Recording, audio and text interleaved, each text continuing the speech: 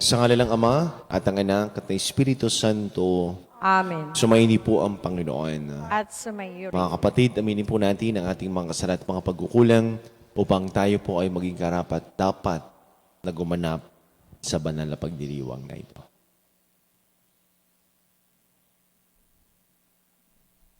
Inaamin ko sa makapangyarihan Diyos at sa inyong mga kapatid na na lubha ko akong nagkasala sa isip, sa salita at sa gawa, at sa aking pagkukulang. Kaya sinasamo ko sa mahal na Berheng Maria, Maria, sa lahat ng mga anghel at mga banal, at sa inyong mga kapatid, na ako'y panalangin sa Panginoong ating Diyos. Kawan po tayo na makapangyarihan Diyos, patawarin po tayo sa ating mga kasalanan, patubayan po tayo sa buhay na walang hanggan. Amen. Panginoon, kaawaan mo kami. Panginoon, kaawaan mo kami. Kristo, kaawaan. Amen. Kristo, kaawaan mo kami. Panginoon, kaawaan mo kami. Panginoon, kaawaan mo kami. Manalangin po tayo. Ama naming makapangyarihan, ibinigay mo sa iyong sambayanan bilang mahuhusay na tagapangasiwa, bilang katugunan sa kanilang pagdalangin. Kami ay gawin mong matibay sa pananampalataya at katatagan at masigasig na gumagawa para sa pagkakaisa ng sambayanan sa pamamagitan ni Jesucristo kasama ng Espiritu Santo magpasawalang hanggan. Amen.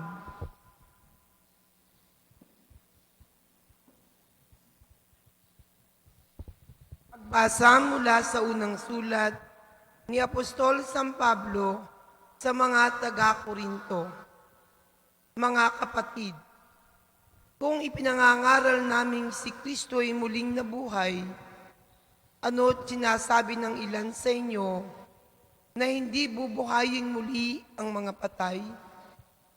Kung ito'y totoo, lilitaw na hindi muling binuhay si Kristo.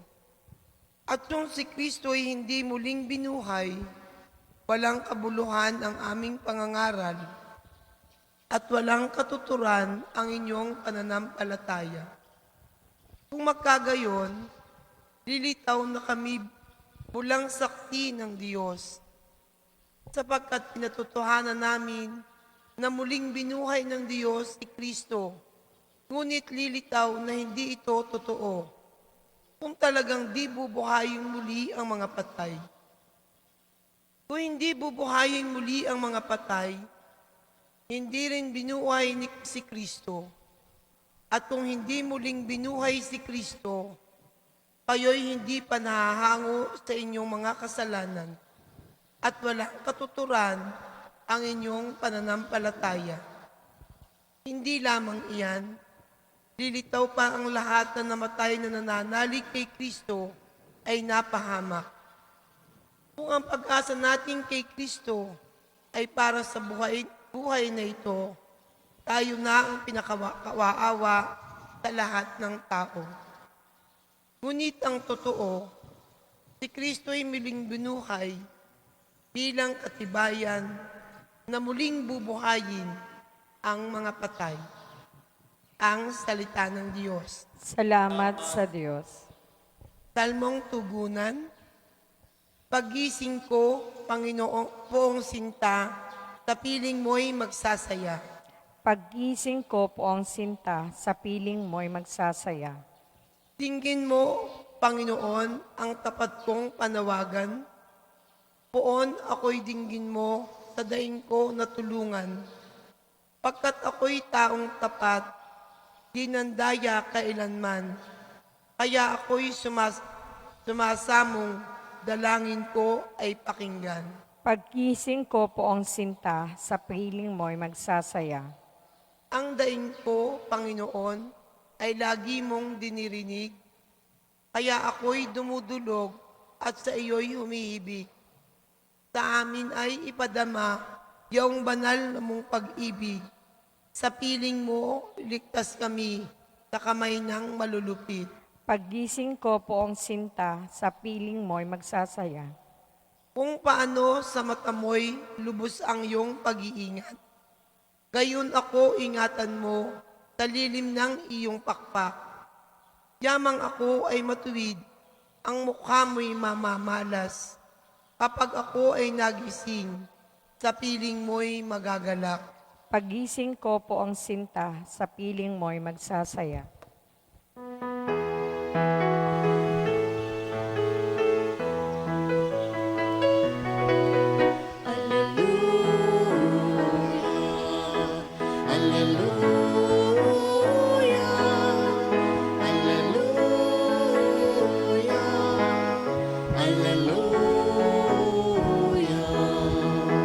Papuri sa Diyos, Ama, pagkat ipinahayag niyang hari siya ng mga ama. Alleluia, Alleluia, Alleluia, Alleluia,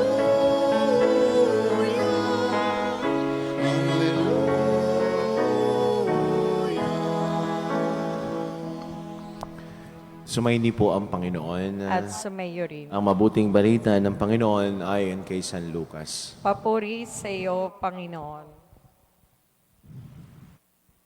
Noong panahon ngayon, nilibot ni Jesus ang mga bayan at nayon. Nangangaral siya at nagtuturo ng mabuting balita tungkol sa paghahari ng Diyos. Kasama niya 12 at ilang babaeng pinagaling niya sa masamang espiritu at mga karamdaman. Si Maria na tinatawag na Magdalena, mula sa kanya ay 7 demonyo ang pinalayas. Si Juan ang asawa ni Kusa, nakatiwala ni Herodes, si Susana at marami pang iba. Ang ari-arian nila, ang itinustos nila sa pangangailangan ni Jesus at ng kaniyang mga alagad. Mga kapatid, ang mabuting balita ng ating Panginoon. Pinupuri ka namin, Panginoong Heso Kristo. Magandang umaga po sa ating lahat. Sa mga nagdiriwang ho ng kanilang birthday, ngayong araw na ito, happy birthday po. Sa mga nagdiriwang ng kanilang wedding anniversary, congratulations po. Saan man po kayo naroroon, lalo't tigit ang ating mga kababayan na nagtatrabaho sa ibang bansa, patuloy po kayong gabayan ng ating mapagmahal na Diyos. Sa atin hong ebanghelyo, sa aklat ni San Lucas, marami ang nagulat, lalo't tigit ang mga kalalakihang Hudyo. Bakit? Sapagkat si Jesus ay may mga tagasunod. Hindi lamang ho mga lalaki, kung hindi mga kababaihan din. At alam naman ho natin sa kultura ng mga Hudyo ay sino ba ang mga babae. Pasintabi ho sa word na gagamitin, second class. Ibig sabihin, ang mga babae ay walang lugar sa lipunan. Walang lugar din sa pagpapapasya, sa desisyon. Itong una, ang mga babae ay hindi ibinibilang sapagkat ang role nila ay sa bahay, magluto, mag-alaga, at ang para noon ng mga kababaihan ay pag-aari lamang ng mga kalalakihan. Yan ho ang pananaw nung una. Alitig ito sa tinatawag na patriarchal society. Ay dumating din naman ho sa kasaysayan na ang mga tao, ang tingin sa mga kababaihan ay second class din, kahit naman ho sa Pilipinas. Pag sinabi natin, minsan may discrimination tayo. Babae lang yan. Pero ho ngayon, kung titingnan ho natin, ang role ng mga kababaihan sa lipunan, sa simbahan, ay hindi ho madadaig ang mga kababaihan. Kaya nga, ang gospel ho ni San Lucas, yung kabuuan ho ng ebanghelyo ni San Lucas, ito ho ay pagbibigay daan ni Jesus sa mga kababaihan. Kung mapapansin ho ninyo, ang mga istorya sa aklat ni San Lucas ay tungkol sa mahal na Birheng Maria. At dito nga ho, sino-sino yung mga kababaihan na kasama niya. Binanggit ho dito, sina Mary Magdalene, at sina Cleopas, at ito hong sa aklat ho ni San Pablo, ay din nandun ho sina Lydia, at marami pa hong mga ibang mga kababaihan, sina Marta, sina Mary. Kaya kung titingnan ho natin, kung mag-uusapan ho natin ng gender equality at rights ng mga kababaihan, si Jesus ho ang unang tumingin ng pantay-pantay. Sa larangan na lamang ho ng managerial position, ay kung titingnan ho natin ngayon, ay marami ho ang mga kababaihan na matataas ang posisyon sa trabaho.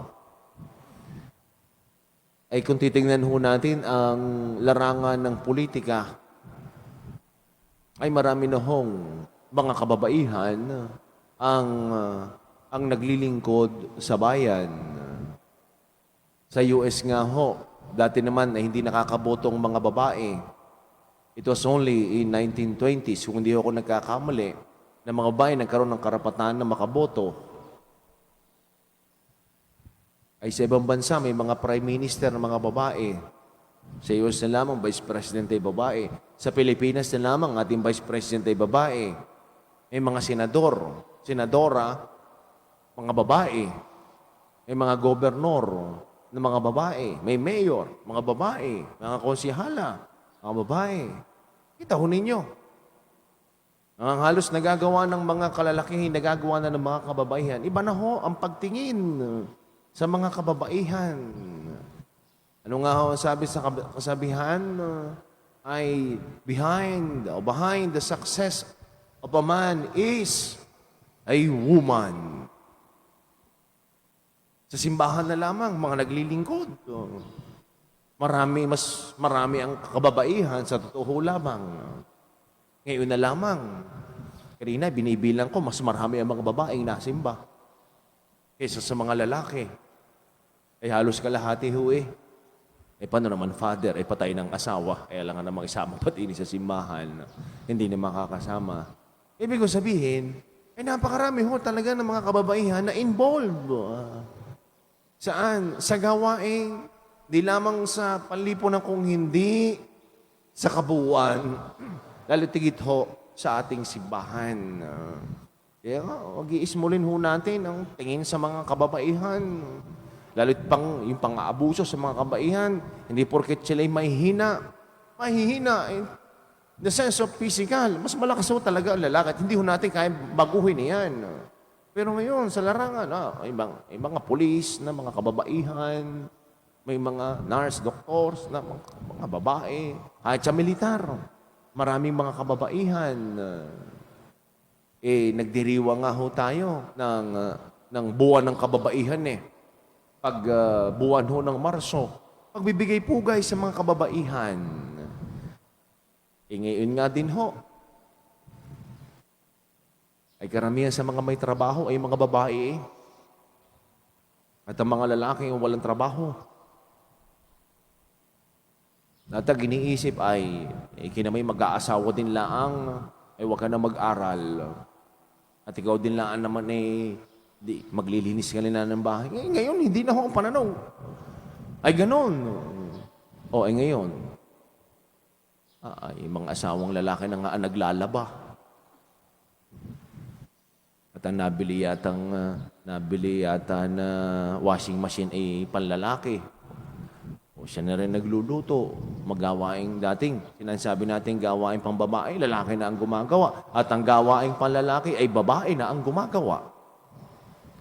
Yan yung pananaw ni Jesus na pantay na pagtingin ng sa mga kababaihan. Kita no mensahe ng ating ebanghelyo. Itong mga kababaihan na ito ay nagtustos, nagbigay ng tulong para sa ministeryo ni Jesus. Bagamat ang mga kababaihan na ito, nung una, ay sila'y inferior. Ngayon, ang tingin ni Jesus, sila ho ay pantay-pantay. The equal rights. Diyan din naman ho, minsan, ang pinaglalaban ng ating mga feminist group na laging pantay ang pagtingin. Hindi naman, lagi naman pantay ang pagtingin natin. At kahit na simbahan, ay pantay ang pagtingin ng mga lalaki at mga kababaihan. At gayon din naman ho, sa ating unang pagbasa, ay narinig ho natin na sabi ni San Pablo, ay walang silbi at patay ang ating pananampalataya kung hindi tayo maniniwala na si Jesus ay muling nabuhay. Tama naman ho. Ano pa silbi ng ating pagsimba sa araw-araw? Ano pa silbi ng ating pagdarasal? Kung hindi ho tayo maniniwala na si Jesus, na si Kristo ay muling nabuhay, sapagkat kung hindi si Kristo muling nabuhay, tayo ay napapaalipin pa rin sa ating mga kasalanan. Kaya ho tayo may araw ng linggo na nagse-celebrate ng misa, piyestang panghiling. Bakit? Doon tinatawag ho natin Little Easter. Inugunita ho natin ang pagkabuhay ng ating Panginoong Jesus. Kaya kung di nga ho tayo maniniwala dito sa pagkabuhay niya, ay ano pa ang silbi ng pagpapamisa ninyo sa patay? Ay ano pa yung silbi na minimisahan natin sila bago ilibing? Ay ginagawa natin ho ito sapagkat alam ho natin na may buhay pa pagkatapos ng buhay dito sa mundo. At yan yung inaasahan natin na tayo balang araw ay makakasama at makakapiling ng ating Panginoong Yesus sa kabilang buhay.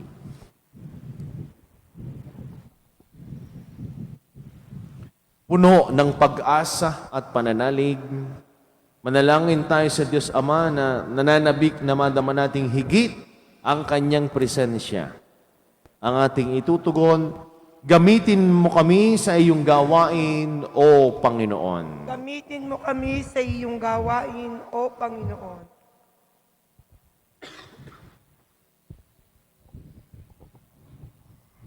Ang simbahan, patuloy na umunlad at maging simbolo ng katarungan, pag-ibig at katotohanan sa daigdig, manalangin tayo sa Panginoon. Gamitin mo kami sa iyong gawain, O Panginoon.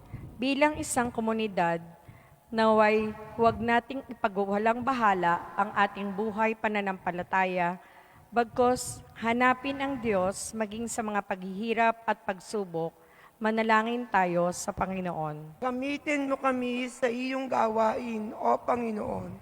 Ang mga bata naway lumaki sa pamamaraan ng biyaya at tumanda na katulad ng mga taong kawangis ni Kristo, manalangin tayo sa Panginoon. Gamitin mo kami sa iyong gawain, O Panginoon.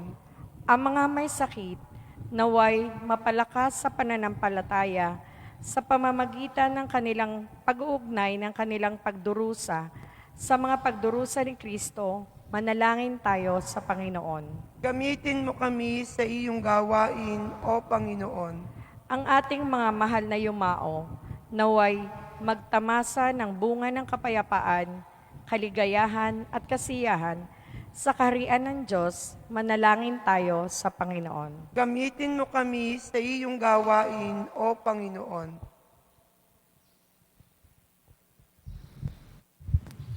Diyos, Ama sa langit, tulungan mo kaming maunawaan ang kahalagahan ng panahon ng aming pag-iral.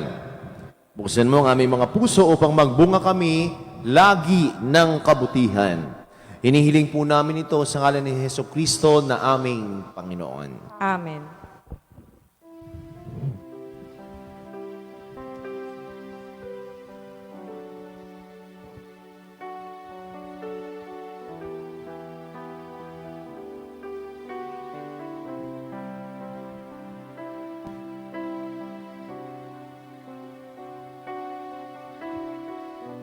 Kapuri-puri ka, Diyos, sumalamig ka sa tahan mula sa loob. tinapay na ito para pangkain nagbibigay.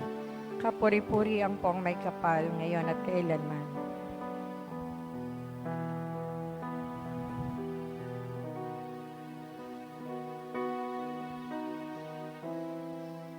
Kapuri-puri ka, Diyos, sa malumikas sa liputan.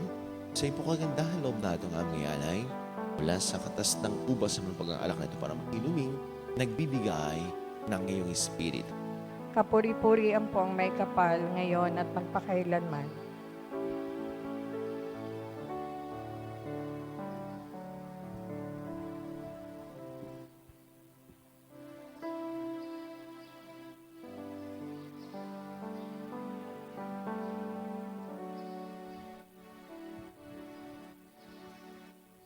Manalangin po kayo mga kapatid upang ating paghahain ni kalugdan ng Diyos, amang makapangyarihan. Tanggapin nawa ng Panginoon itong paghain sa iyong mga kamay, sa kapurihan niya at karangalan, sa ating kapakinabangan at sa buong sambayanan niyang banal. Ama naming lumikha, tanggapin mo po ang mga alay ng iyong sambayanan, ngayong ginugunita ang tiniis ng iyong mga martir. Ang banal na paghain nagdulot ng kagitingan upang matiis ni San Cornelio at San Cipriano. Ang mga pahirap ng kalaban ay magbigay dinawa sa amin ng katatagan sa mga kahirapan sa pamagitan ni Jesucristo kasama ng Espiritu Santo magpasaw walang hanggan. Amen.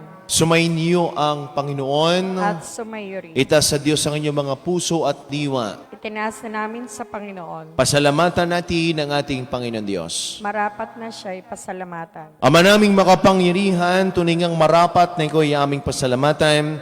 Ngayong aming kagalakan na sina San Cipriano at Cornelio ay parangalan.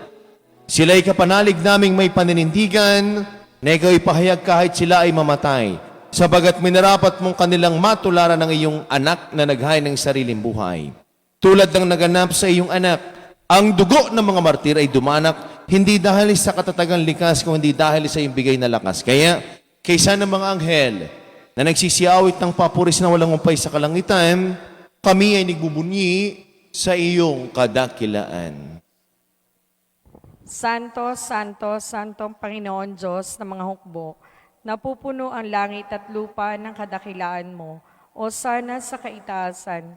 Pinagpalang na paririto sa ngalan ng Panginoon, o sana sa kaitaasan.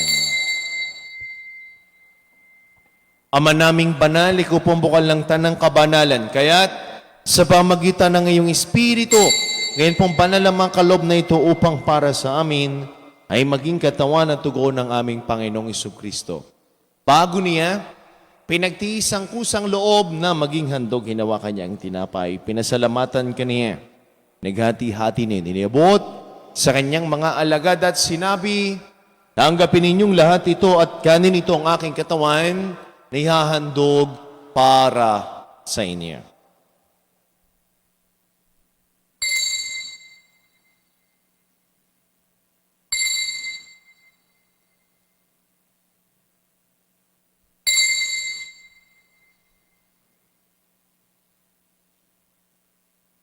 Gayon din naman, nung matapos ang hapunan, hinawakan niyang kalis, muli kaniyang pinasalamatan, inabuti ang kalis sa kaniyang mga alagad at sinabi, tanggapin ninyong lahat ito at inumin itong kalis ng aking dugo, ng bago't walang hanggang tipan. Ang aking dugo na ibubus para sa inyo, para sa lahat. Sa pagpapatawad ng mga kasalanan, gawin ninyo ito sa pag-alaala sa akin.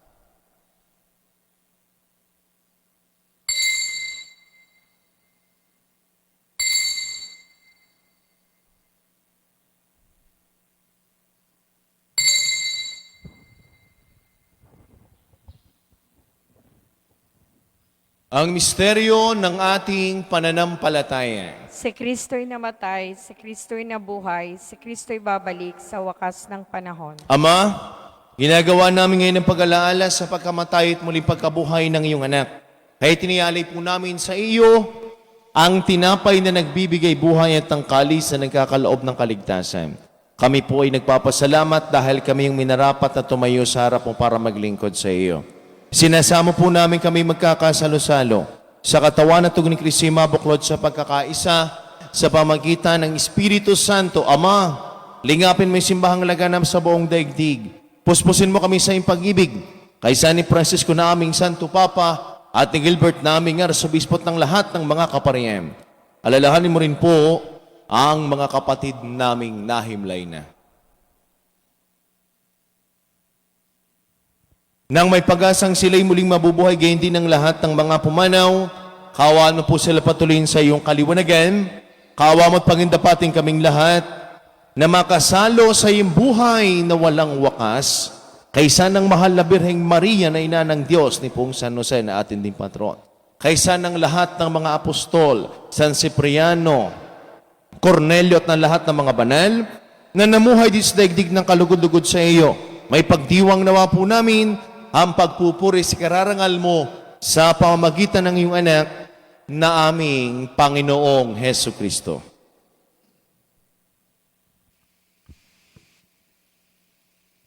Sa pamamagitan ni Kristo, kasama niya at sa Kaniya, ang lahat ng parangal at papuri sa iyo, Diyos sa makapangyarihan, kasama ng Espiritu Santo, magpasawalang hanggan. Amen. Amen, amen, amen.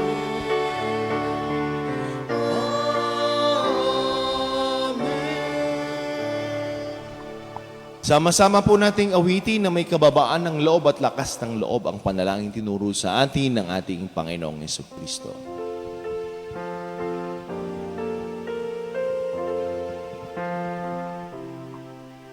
Ama namin, masalangit ka,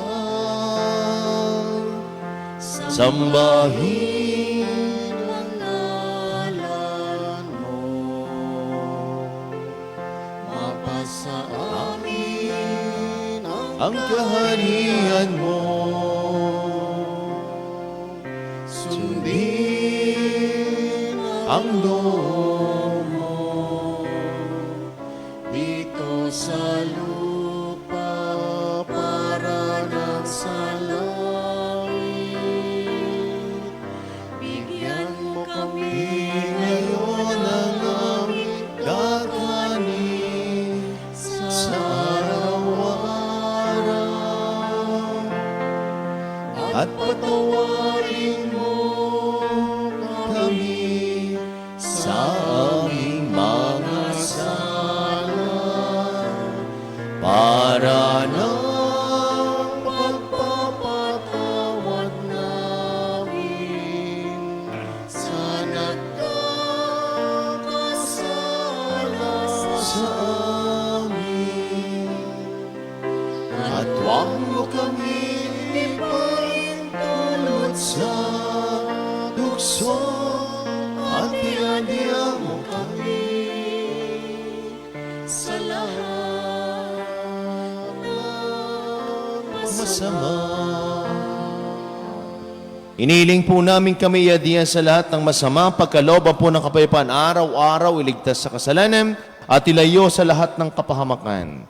Samantalang aming pinananabikan ang dakilang araw ng pagpapahayag ng tagapagligtas naming si Hesu Kristo. Sapagkat iyo ang kaharian at ang kapangyarihan at ang kapurihan, magpaka- magpakailanman. Amen. Panginoong Isukristo, sinabi mo sa iyong mga apostol, kapayapaan ang iniiwan ko sa inyo, ang aking kapayapaan ang ibinibigay ko sa inyo.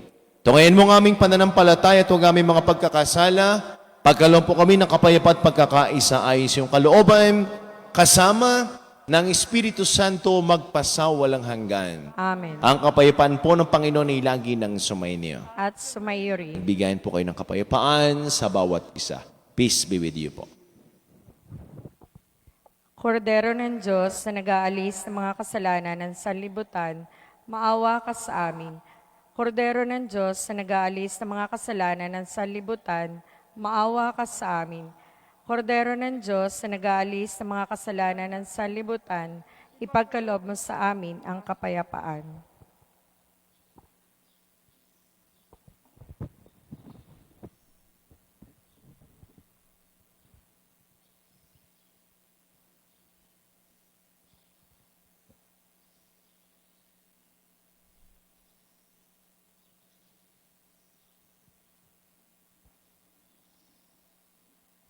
Kung minamahal kong mga kapatid, ito po ang kordero ng Diyos, itong Kristong muling nabuhay tinagali sa makasalan sa libutan, palit po tayong lahat ng mga inanin sa kaniyang banal na piging. Panginoon, hindi ako karapat-dapat na magpatuloy sa iyo, ngunit sa isang salita mo lamang ay gagaling na ako.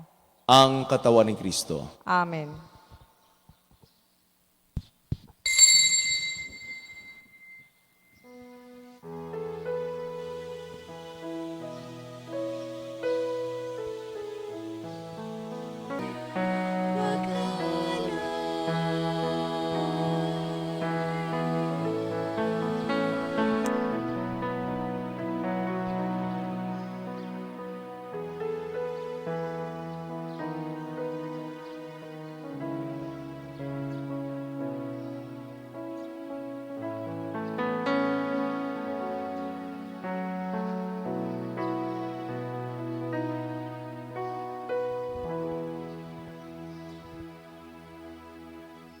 Manalangin po tayo.